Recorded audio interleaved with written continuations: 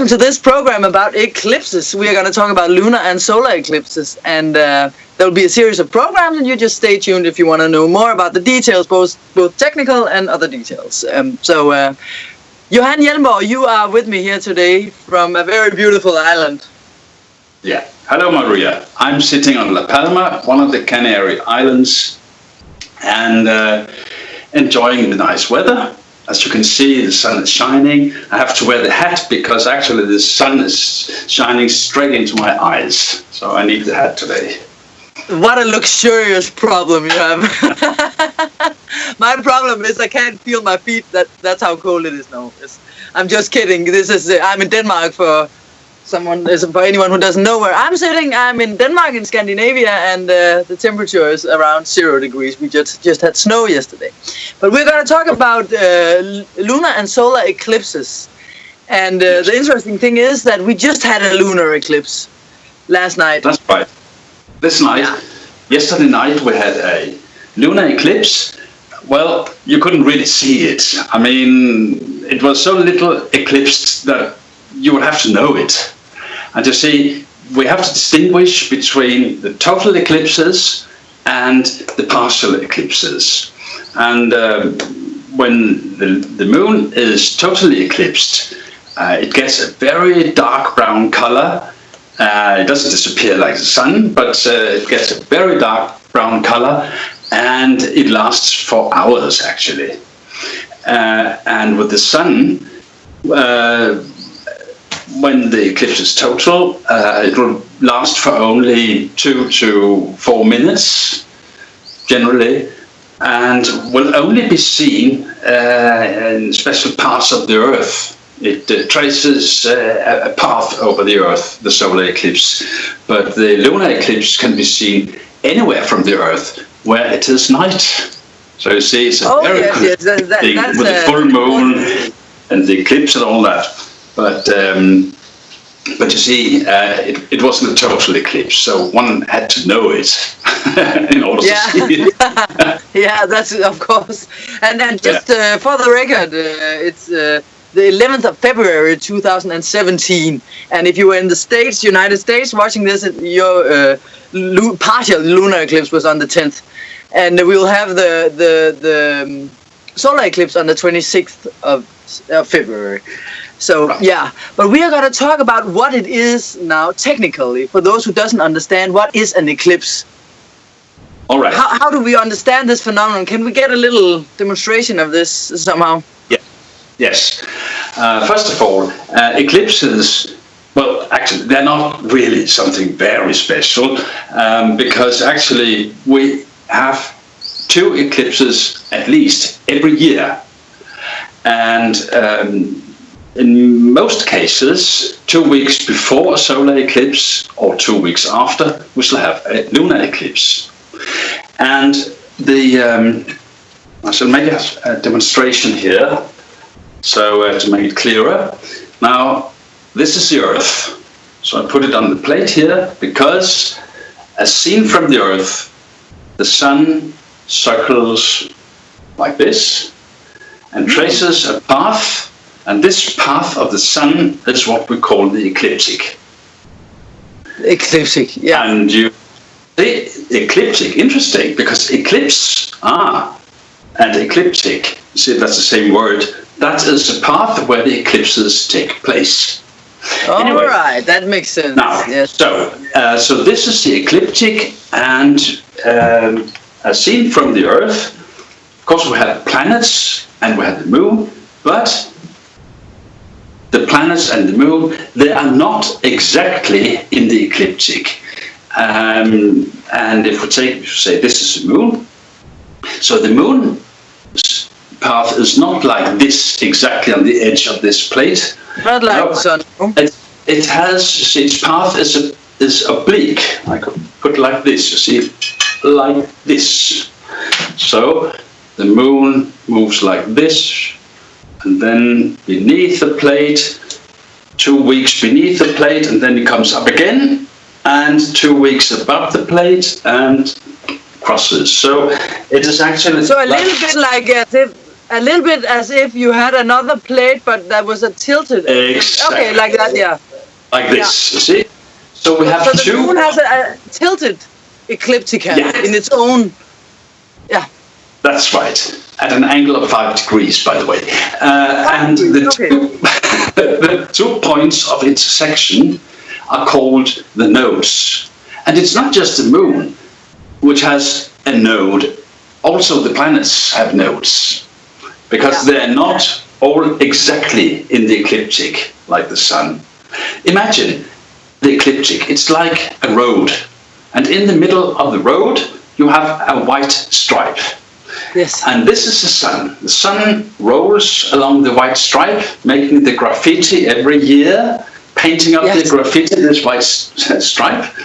That's where the sun is. But the planets and the moon, they half of the path will be above this stripe, and half of it will be below. So there are these points of intersection. There are these nodes. Now, if then we imagine, we say the intersection point is here, right?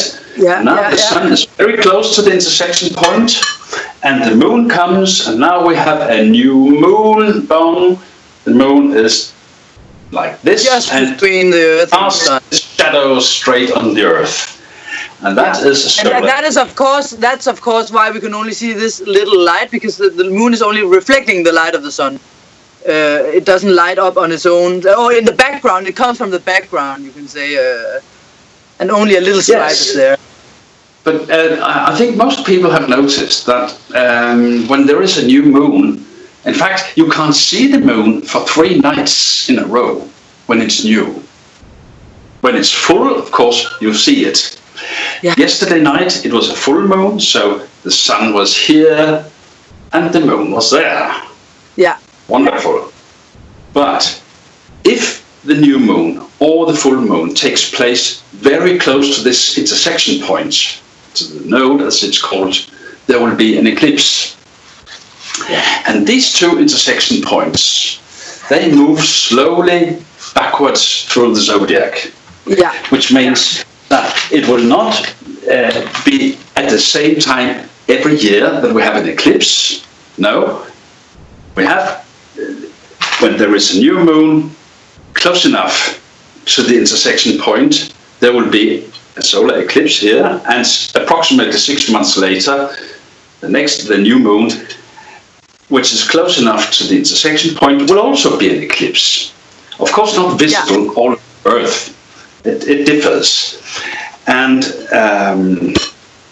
but this intersection point, or this axis, we could say, moves slowly backwards through the zodiac and has a cycle. Where all the other planets moves forward. Yes. Yes. And it has a cycle of approximately 18 years and 18 months, which means we have the 2 intersection points here and here. Let's say the moon comes from below the zodiac, south we say, and moves up through this intersection point. This would be the north node, and then it moves, it is above, and then it crosses again and moves below to the south, like this. This will be the south node. So when the moon comes up to the north, it's called the north node, and here going down, that is the south node. Yes, and that's how we can find it in our own horoscope, because that's where the nodes were when we were born. Right, and if you have a horoscope of your own, then look for these symbols, and you can see that the north node looks like that, and the south node like that. Yes, and that describes very well what you just showed us, actually, even the drawing of it. So, that which is special about eclipses is it's not just the phenomenon, which is fascinating, of course, but you see, it falls in a cyclical pattern. And as I said before, 18 years and 8 months approximately it takes for the nodes cycle, but after 9 years and 4 months, they have made half a cycle, so the new moons or full moons falling close to this position will be eclipses. So you could say we have a cyclical pattern of eclipses falling just around 9 to 10 years, 18 and a half to 19, 28 plus minus half a year, 37 to 38, 46, 47, 56 plus minus half a year, 56 and a few months plus minus half a year. So when you are, and that just to make this perfectly clear, this is in your life. In your when personal you are life. this age, these are ages. So it falls every 9.5 year. Could we say that, like, just to put it in general? Yeah, roughly. Yeah. That's okay. So when you are 9.5, when you are 18, 19, when you are 28, when you are 37, 38, etc., you just add this to the equation. This is when something. This is when you can see it in your life, and when you watch your horoscope. Yeah. So, so the question is, what does it signify? Yeah, and before you say that, I just want to make another thing straight, because we are talking about this. This means that in this time period, the nodal axis will have gone through the whole zodiac, a whole round, in how many years? Well, it will take 18 years and 8 months for, say, the North Node to make the 360 degrees cycle. Exactly. But in 9.5 years, you will have been on all the nodal axes, like Pisces, Virgo, 9.5 years, they will have Libra. Yeah, they will have swapped places, so to speak. But practically, it means that the eclipses take place more or less in the same places after 9.5 years. After in the same place as it is in your natal chart. Right. Exactly, yes. And that's why you mentioned the different ages. Yes. Yes. And okay. I remember very clearly in June 1954, I was 6 years old, standing in the garden with your father and the rest of my family, watching a total eclipse of the sun. Johan is my uncle. For the one who didn't watch the introduction program, you can go back on Modern Shaman and watch it here on the channel. So yeah, and my father is Johan's brother. Yes. So in 1954, so we were watching this eclipse, and it was fantastic, getting colder and completely dark.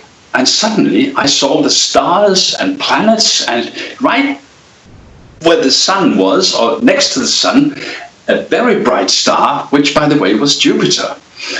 And so it was a conjunction. It was a Sun-Jupiter conjunction, and Jupiter that's one of the nice became visible because the sun was eclipsed. But the question is, the stars. Which stars did I see? I saw the stars of the winter night. That means the sun was in Cancer. It was the 30th of June. So the sun was in Cancer. So it corresponds to the winter night on the 30th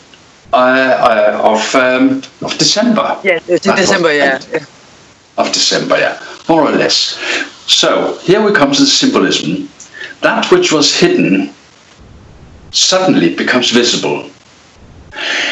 That which was buried suddenly comes to light.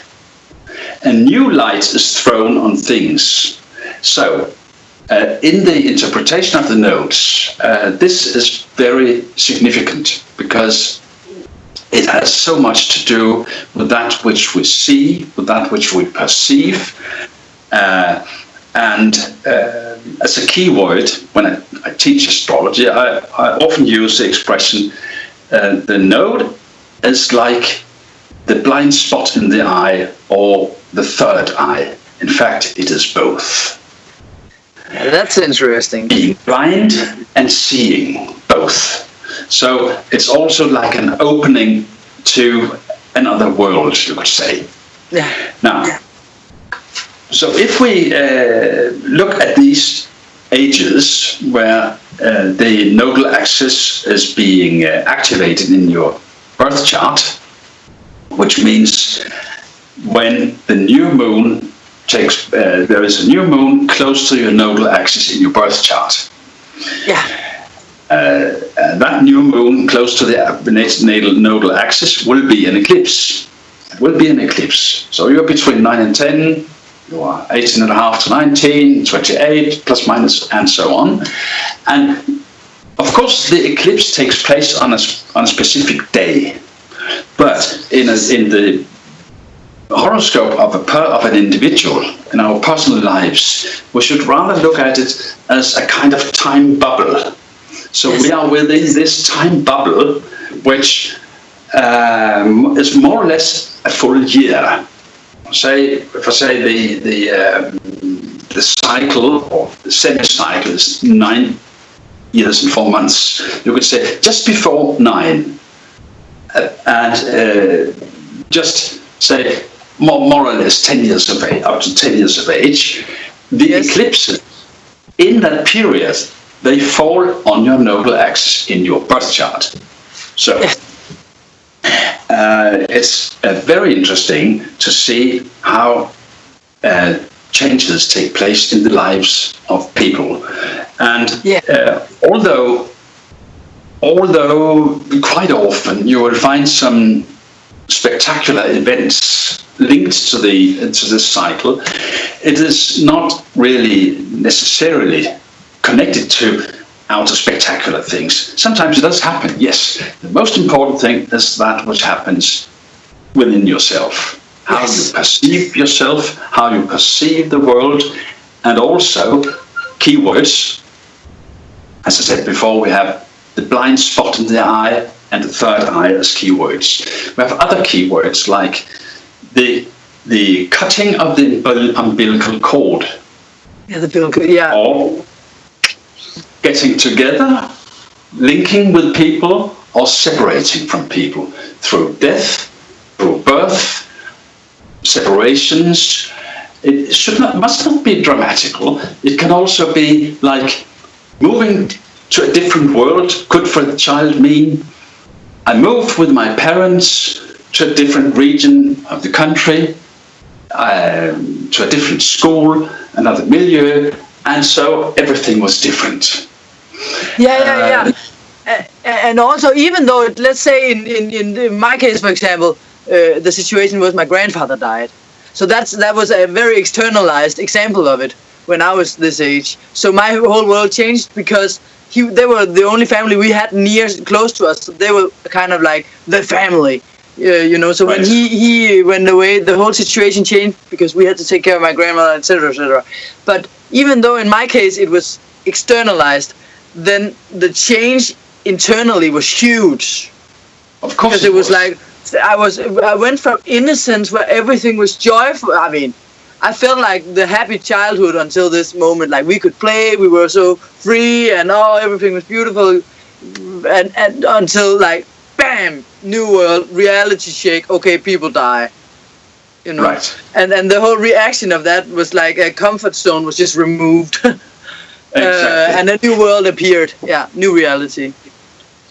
And that also takes us to the system of teaching in the Waldorf schools, Rudolf Steiner schools, where it is adapted to the ages of the pupils, and they say that the third grade, where the child is between 9 and 10 years of age, that is the expulsion from paradise.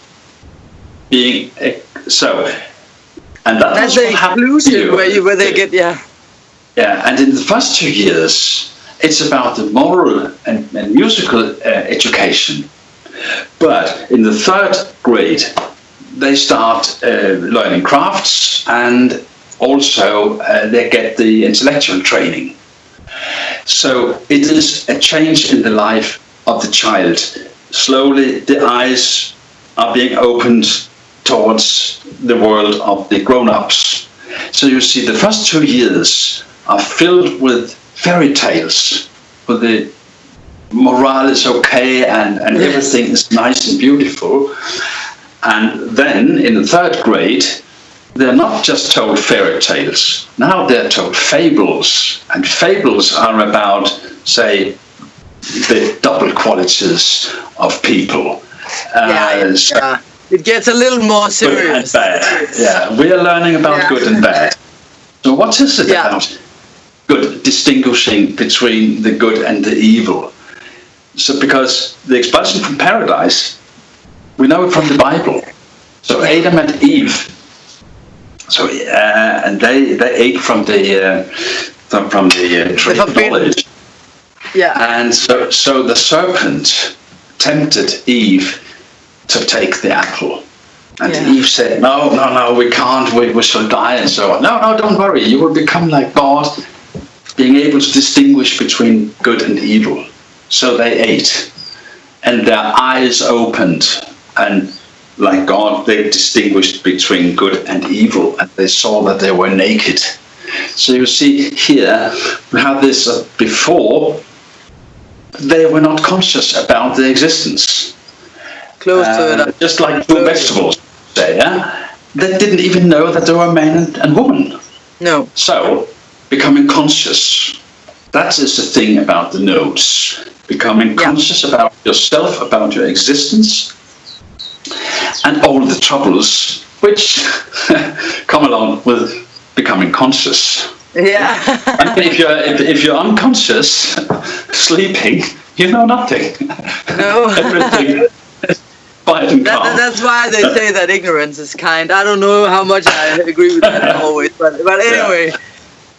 So the first wakening up to life takes place around 9 to 10 years of age. Yes. And you experienced it through the death of your grandfather. And it is very individual how the 9-year-old experiences this. Yeah. For those who have children, which are about 9 to 10 years old, I would say, listen to their dreams. What are they talking about? Things are getting serious, and it's not just play. So if the child starts asking philosophical questions, it's not a strange thing, it is a natural thing. Yeah. Children may have fantastic dreams in that phase. So that's for the parents of children. Yes, but it's a good idea. Yeah. To be aware of it, of course, because also to make some space, because of course all transition phases in your life can be felt like it can be felt like a scary thing, or something like, oh, we want to hold on to what we already know and we're afraid of the future. You know, the ego of the human being are always a little bit like, ooh, resisting change. So of course also make space for your child if they are a little unstable in that period or more introvert or whatever. It's also to give them space and room for going through this transition in a nice way. Yeah. Listen to them. Be open and listen to them. That's important. Listening, being open. What's happening there? Yeah. So that would be the first, the major experience of the moon's node. The eclipses taking place at the age of 9 to 10. And of course, the next thing, be between 18, 19, 18 and a half, up to 19, that time bubble of almost a year, the individual eclipse year. Again, we make moves into a new world, which could be a new milieu. You don't have to travel to Australia, and you don't have to get an out-of-the-body experience, but it could be experiencing new worlds, see?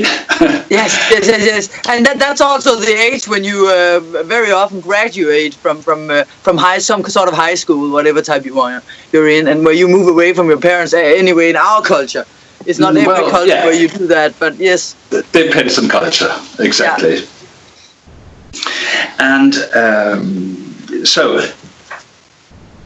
it's not just the age. I mean, whoever is 46 or 56 now, 46 to 47, or 56 or 37 to 38 or 28, whoever is in that age right now should of course be extra alert about what is going on inside of me, and because what generally happens is that your perspective changes.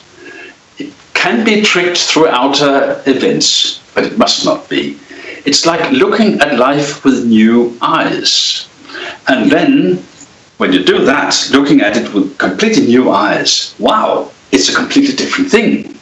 Yeah. So your interpretation of your experiences change.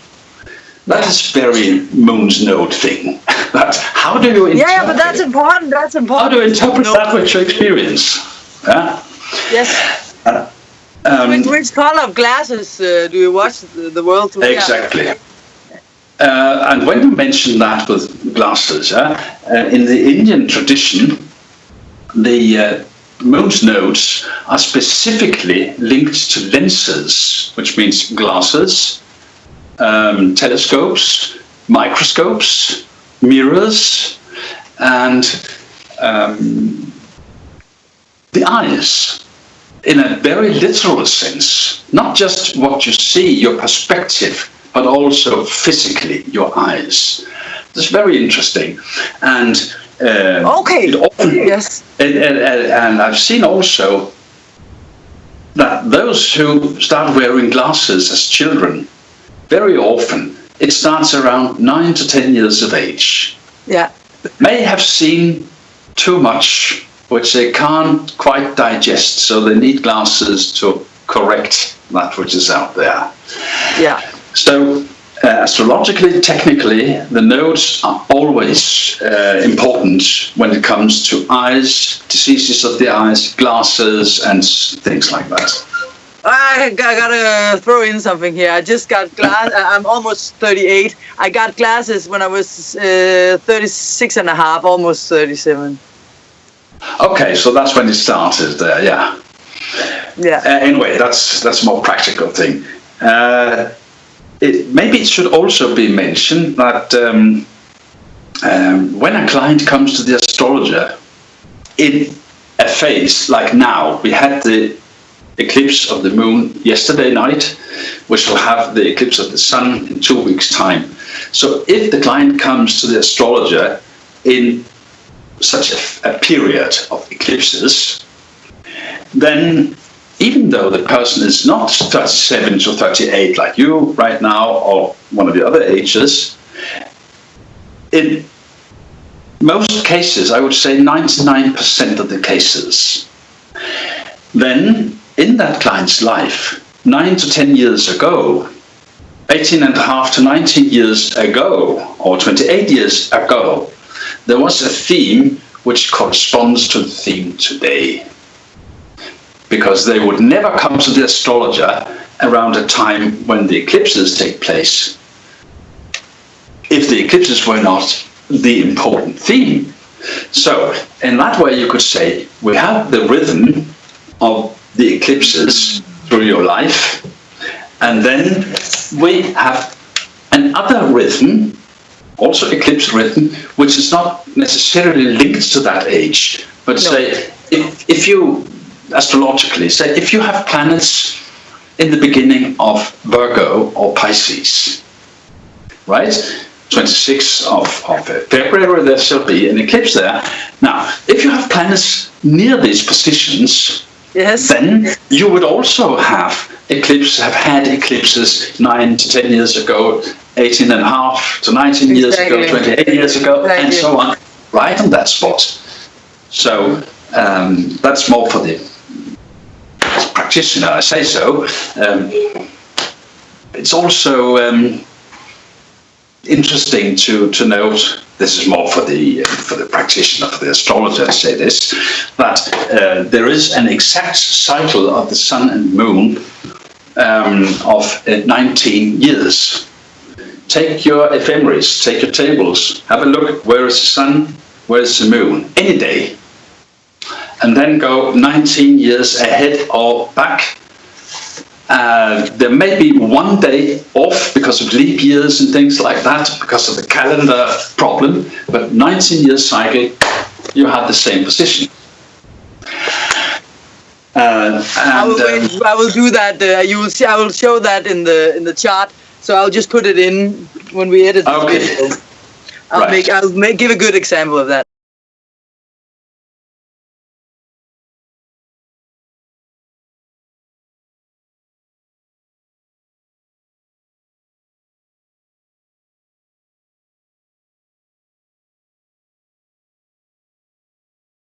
From my own life, both with the cycle, because this is actually falling because I have planets. And it's because this is right now the axes are, and the nodal axes are in the beginning, as you said, of Pisces and Virgo, and I have my moon and my Saturn, but we're not going to go into other planets today, so it doesn't matter. No. But right now I have a huge life change.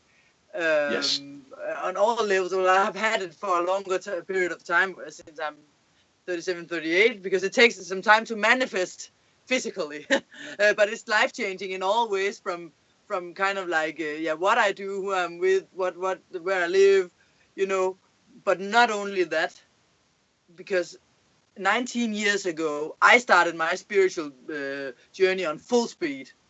It had things before, but I started meditating. I started reading about everything from astrology to going deeper into tarot cards, etc. But it had phases, of course, but that's when my spiritual journey really started taking off. And that's right now I have a step up that ladder, a new dimension opening in these worlds and realms. So the repetition goes, it's the same pattern as from 19 years ago in so many levels. Breakthrough. Well, we have other things. We have Uranus on my sun as well, but so it's like really enforced, and Jupiter in opposition. So we just have more. It's like, this train is riding a little fast right now. But anyway, the point is that what you just said is exactly what's occurring in my life. A repetition of what happened 19 years ago is happening again now, but in a new level. Yeah. Another step up and opening. Yes. Door. Yeah. Before I mentioned a few keywords to the nodes and eclipses, and there is another keyword which is important, and that is linked to the eclipses.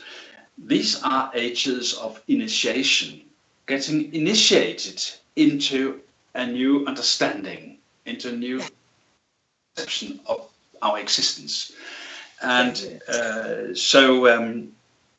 sometimes it can be very dramatical, like near-death experience, which could be called an initiation. But it could also be in a different way. I remember there was a man who was very politically active. This is years back. We were teaching someplace, and he was around 37 and a half or something like that. He was extremely politically active, socialist, communist, and all that. And then he heard some lectures about meditation, and he started meditating. And then from one day to the next, he threw the politics away, because his understanding of what a human being is had changed dramatically. Oh, that's a good story. Human being is not just a political, biological, social creature. The human being is a spiritual being. We are spirits. And that's what he realized during his meditations. That could also be called initiation, or I think we could call it initiation. And that's actually a perfect example of the initiation. I just started heartfulness half a year ago, which is a meditation form. I've been meditating for 18, 19 years, but this just nailed it for me. A whole nother level opened up. My heart got totally open. All the things where I used to be scared of like insecure. I have a lot in Virgo. Insecure of criticizing myself, like, am I good enough to do that? Oh, I'm afraid someone is going to say something. Doesn't matter now. My heart got totally open. I'm trusting everything. So everything that comes out of my mouth just comes straight from the heart, and in that there's a trust. It's a whole new world for me. anyone who's out there being Virgo or having like the moon in Virgo risings, know that voice which is criticizing yourself all the time is a nightmare. So it can be until you learn how to. So this was a breakthrough of major proportions. Yes. A little bit like that politician, the guy who just turned around like that. So that's also that's a question linked to that, because this has been a journey for a long time for me, because there's nothing new in this. It's always been a part, but isn't it like you just said something about, and I've heard this mentioned many times, that it's kind of like making a new chapter, like a total scene change. So even though it's been prepared for, even this politician guy, he must have had some kind of inner preparation for it, seeing signs or like listening to a politician and thinking or whatever beforehand. Even though the change was like this, wouldn't you say that there had been some preparation going on? Because there was for me. I don't know actually. This was many years back. This was back in the late 70s or early 80s. So that's how it is when you've been an astrologer for 45 years, of course. But what I meant is that because you have been a great teacher of mine as well, and I've heard you mention this thing about that, or not just mention, but telling me this thing about that the planets just don't just show. The things doesn't just happen because of the planets. It just shows the when it comes in 3D. Tell the story. The planets just tell the story. They just tell the story. Yeah, and that's what I actually also meant, because I've always been holding back with my spiritual tools, for 18, 19 years. For 18, 19 years, I felt like I've been studying this, like being at the University of Spirituality for 18, 19 years, not going out saying anything about that I could do this or that, but just being there in the background, having it hidden. Well, I've helped people using the tools who came to me synchronistically, not making any money of it or anything, but just using it, but behind closed doors, kind of. And then this eclipse happens on my several things in my horoscope, many things, 4 things, and then I break out, So what you're saying, what you used to tell me is that that's when the story is told, but it's been there all along. Yeah. So, you're very sensitive to the moon's nodes, and of course you must react strongly when it comes. It's like a timetable in your life, so you can expect greater things to happen when you are 46 to 47, and so on. Yeah. And for other people, what can people in general look for? Is it because I have that many planets, for example, in this, because I have Venus? Because for other you could people, say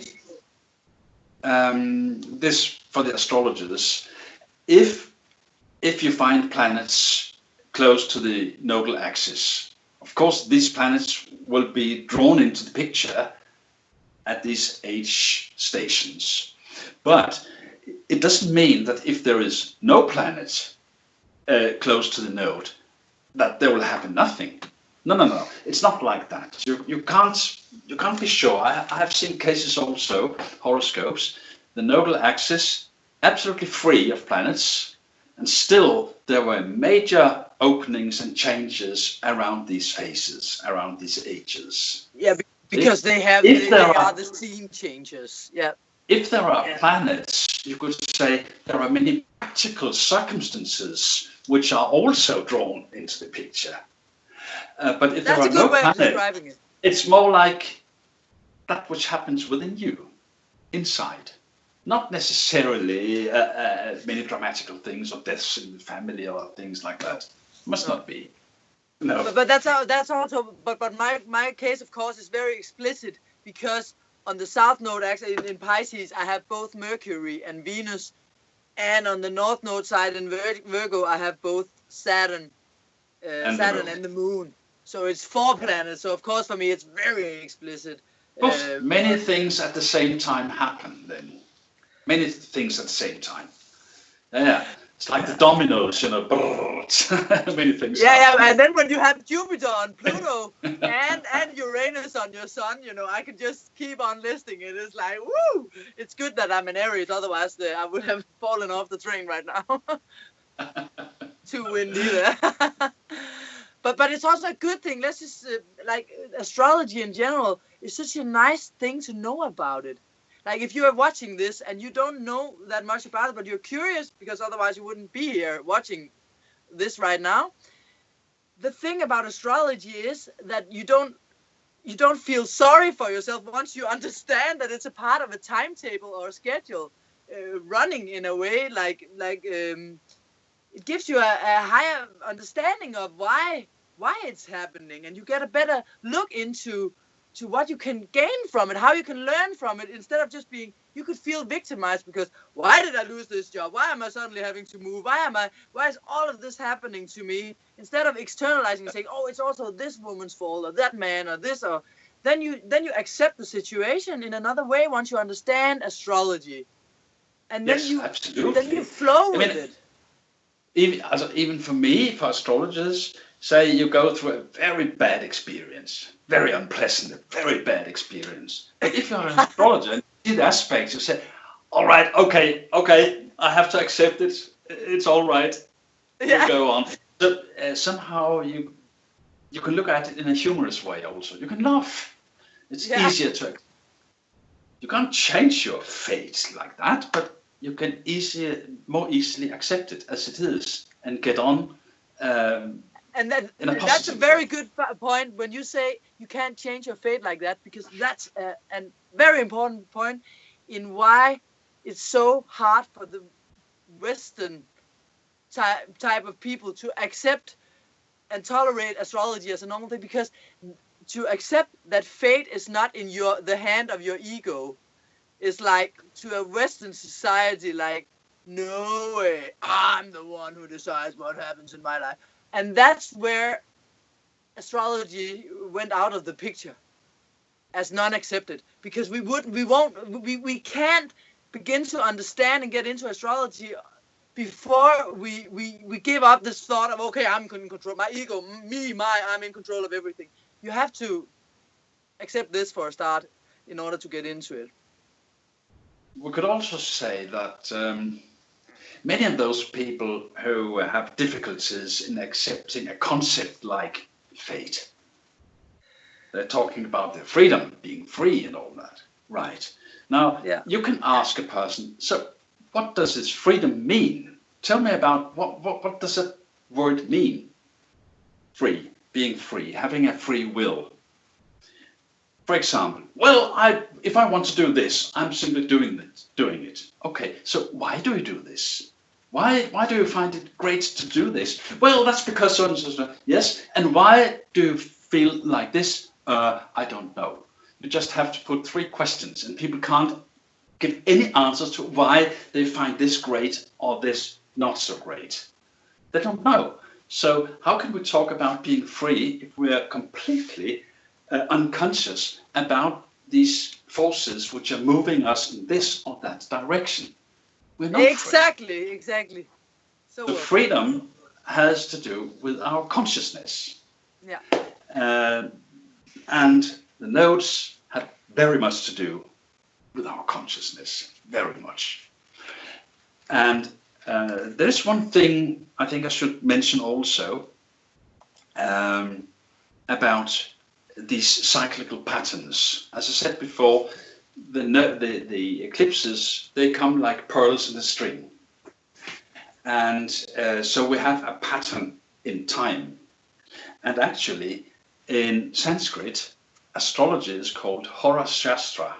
Hora, in English, hour, that's time. La hora is in Spanish. Yeah, and Shastra means it's like science, the science of time. So they don't call astrology, knowledge of the stars or things like that. No, it's a science of time. And many, many years ago, an English astrologer wrote a wonderful book, the title The Cosmic Loom. Dennis Elwell is his name. And so if you look at the planetary cycles and also the nodal cycles, like the threads in the loom. And they meet, these different threads, different colors, different tempi, and then images arise. So the meeting of these threads, the meeting of these cycles, vibrational patterns you could call it. What we make out of it, okay, that's up to us. But the patterns are there. There's another thing about the nodes which I'll have to mention because it has been very popular in mainstream astrology for the last, well, since the late 70s, to talk about the moon's nodes as being karmic, so karmic point horoscope. And well, as I see it, the whole horoscope somehow reflects your karmic patterns. But since you are likely to have an astrological twin, other people being born at the same time, and in major cities, definitely there will be people born with exactly the same horoscope. Siamese twins, Yeah, Siamese twins and so on. They have the same horoscope. It doesn't mean that they have the same karmic background or personal background. They're different people, and men and women and so on.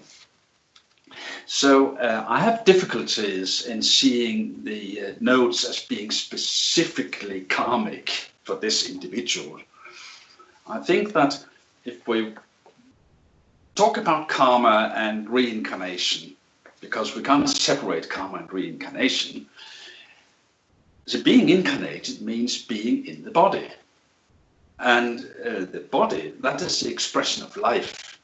You can read these expressions of life from the face, from the shape of the bodily constitution, the hands, the handwriting, tone of your voice, and so on. All these are life expressions.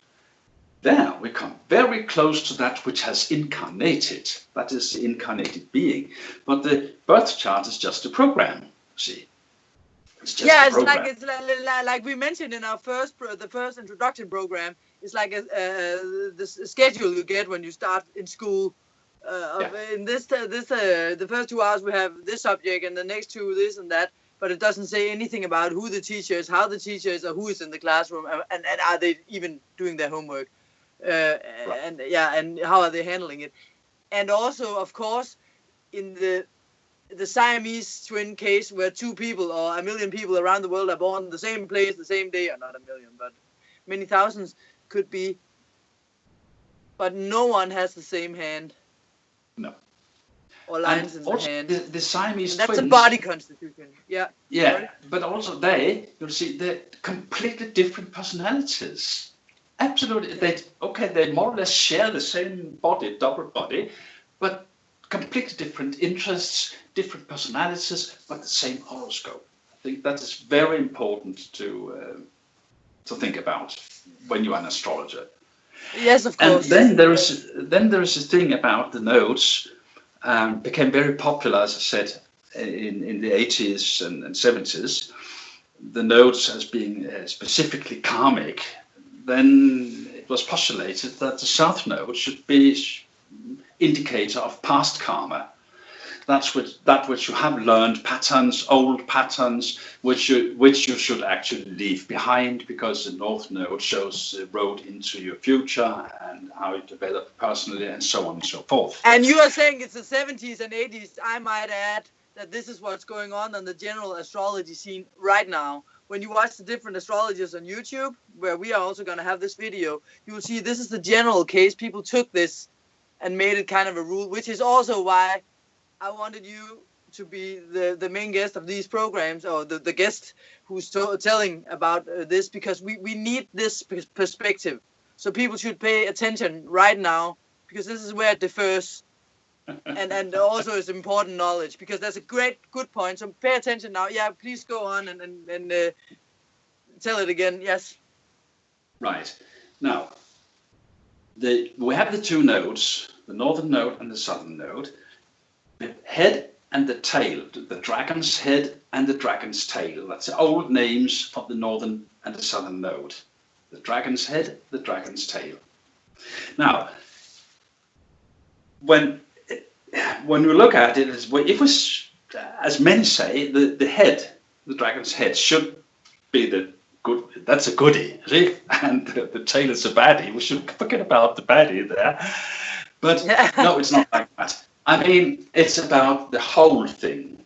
So if too much attention is being paid to the north node or to the south node, both nodes will suffer. It's a balance. The head and the body. Head and body, they build a whole. So of course you will notice certain effects which are typical at the north or the south node. Maybe here I should quote a little from the Indian astrology and from the Indian mythology, because in the beginning of times, the gods got together in order to drink the nectar of immortality. But the demons also wanted some. And Shiva didn't want them. No, this was only for the gods. But one of the demons sneaked in and sat himself between the sun and the moon. And when the nectar passed, it took a little from it. And Shiva, he saw what was happening and got furious and ordered the sun and the moon to kill the demon, which they did. But they'd already drank the nectar. Had already had some of it. So they cut off the head, and now they were still alive, and from the head there grew the body of a snake. And this is Rahu, and this Rahu is like a big mouth that swallows whatever it comes near, and always hidden in smoke. And Ketu, that was the body. From the body, out of the body grew the head of a snake. And this is Ketu, and Ketu flew away on the back of an owl to seek wisdom. So in the Indian tradition, we have Rahu as the one which is greedy to get all the things in the material world, and Ketu, which is a spiritual factor, which seeks wisdom. So certain combinations with Ketu are actually feared among Indians because they know that Ketu can strip a man of everything he owns. Or, as I heard an Indian astrologer, my teacher said, well, Ketu brings you nearer to God. Yeah. Because if you lose everything, you're very near to God, aren't you? Yeah. But, so you see, it's very interesting to see that the northern node has become very popular in Western astrology. Definitely, yes, interesting. Yeah, very popular in Western astrology. But from the Indian point of view, well, you have all these illusions. You see the Rahu, you have these illusions. Things grow and become very big and fantastic. And you lose yourself into this. This is Rahu. Yeah? And with Ketu, which is a dematerializing factor, dematerialization, when things disappear. I mean, if you do horary astrology and someone asks you about a missing person, and if Ketu is among the main significators, that person will either never be found, or when found, will be dead. That is Ketu. That's a dematerialization of things. So they have a completely different way of looking at it in the Indian tradition as in the Western tradition. But Rahu has become very popular among Westerners. Yeah, and now just to point this or cut this out in pieces so that people are following us here. Then Rahu is the north node, and Ketu is the south node. And here in the Western tradition, the Western world, as it is, I was about to say, but as what's starting to break down into a new paradigm from where I'm sitting, here we have them. Rahu, Ketu. Can you put it a little bit more to the side, to your left side? We couldn't see the whole. Yes, like that. Rahu and Ketu. the thing is, of course, that this left side brain society, the patriarchy, or whatever you want to call this, the scientific society, it's about getting success and materialization of things, etc. And which is why, of course, we say, oh, we all have to go towards the north node. That is our destiny, our fate, because that's how the Western world thinks. I'm not saying we all do because we're breaking out of it, but of course, that's why in the 70s and 80s this was uplifted and upgraded to something better than the other. No, but not of course, not to me. But in the Indian tradition, it's getting close to God was the best thing. Like before, now they are much more westernized. Because Ketu is quite feared. I mean, in Indian astrology, the combination of Ketu and Saturn is not very pleasant for material things. For other things, yes, but not for material things. No. So I can imagine. We should rather look at it. Unless you want to be a new master, It's about balance. Yeah, it's about balance. But you see, the problem about the moon's nodes is that we shall always somehow be blind there. We don't see things as they are directly. There will always be the other side of the medal. There will always be a hidden side. Now, for the English-speaking people, it might be interesting that when you flip a coin, we're going to do something. Yeah? Are you going to do it or shall I do it? So let's flip the coin. And then in English, you said heads or tails. Heads or tails. Yeah? And with the nodes, we always have this hidden aspect. There will always be secrets. There will always be things we don't understand, where we can't look through, linked to the nodes. There will always be mysteries linked to the nodes. And therefore, in your horoscope, you will always experience difficulties with the nodal axes. But that's exactly also where you learn a lot. So you could say karmic, or not karmic, but